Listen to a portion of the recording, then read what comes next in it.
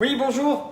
Donc là, aujourd'hui, je vous propose une petite gourmandise sympathique, complètement cétogène. Cétogène dépourvu de sucre. Il n'y aura pas de farine amidonnée, il n'y aura pas de sucre raffiné. Voilà, donc pour faire ce petite douceur, on va utiliser ces produits. Donc là, vous avez 30 g de farine de coco mélangée avec 2 g de levure chimique. Ensuite, vous avez ici 60 g de xylitol. Donc là, on a 30 g. Là, on a le double. D'accord? Xylitol, c'est un sucre de bouleau qu'on trouve dans les épiceries fines ou les épiceries végétariennes, notamment à Pont-Saint-Esprit, chez Émile, vous trouvez ceci. Voilà. Donc là, je reprends, on a 30 ici, 60 ici et 120. Donc ça marche par 30, 60, 120. 120 grammes, soit de poudre d'amande. Là, c'est de la coco, c'est du coco râpé. Poudre d'amande ou coco râpé, les deux sont possibles. Ensuite, on va avoir besoin de 120 grammes d'œufs. Donc là, mes œufs font 60 grammes, 120 grammes d'œufs. Et 120, 125 grammes de yaourt de chèvre. Mais vous pouvez aussi utiliser du lait végétal, par exemple, du lait d'amande, voilà, ça peut le faire. Ou du fromage blanc de chèvre. Moi, je préfère le chèvre parce que le lait de vache a des facteurs de croissance qui ne sont pas terribles pour la santé. Voilà. Ensuite, du chocolat. Donc, c'est des empreintes comme ça que je vais mettre à l'intérieur, une petite gourmandise. Alors, c'est du 100% bien sûr, 100% cacao. Donc, c'est très amer.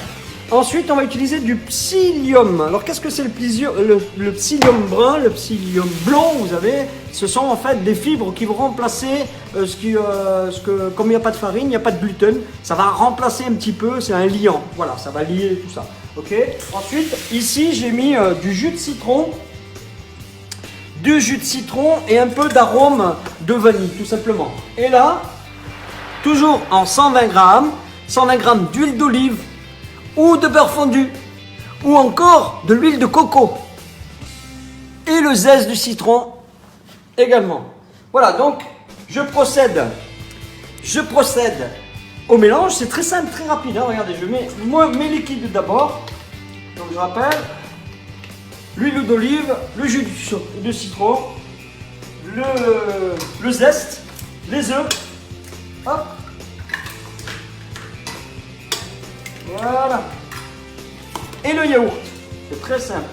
Donc tous les éléments liquides. Je vais même mettre un petit peu de fleur de sel. C'est très bien. Hop là, comme ça. Et là, je vais brasser. Alors, soit au robot, soit au fouet. Je suis un peu fragile du coude, alors j'utilise le robot.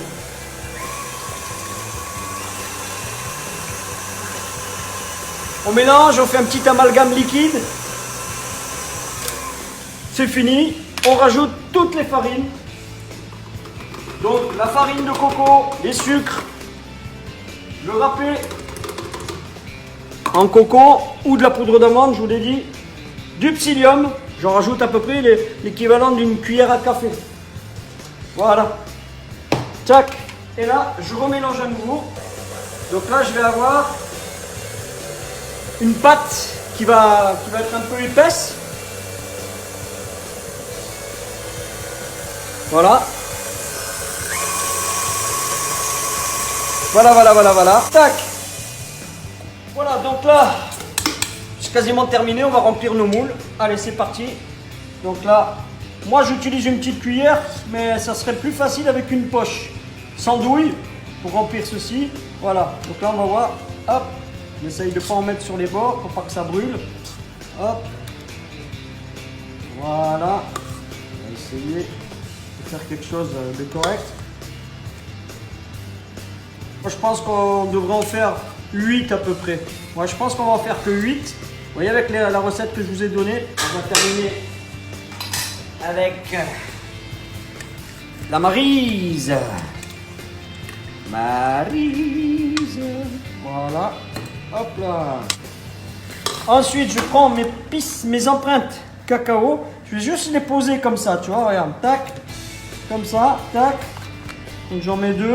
Après, si tu es gourmand, tu en mets 3. Mais sachant que c'est très amer, hein, ce chocolat-là. Hein, donc, alors, on aurait pu mettre aussi des fruits, pourquoi pas, des fruits rouges, hein, des myrtilles, des framboises à la place du chocolat comme je suis en train de le faire là. Voilà, et là, avec la pointe d'un couteau, je vais les pousser un petit peu.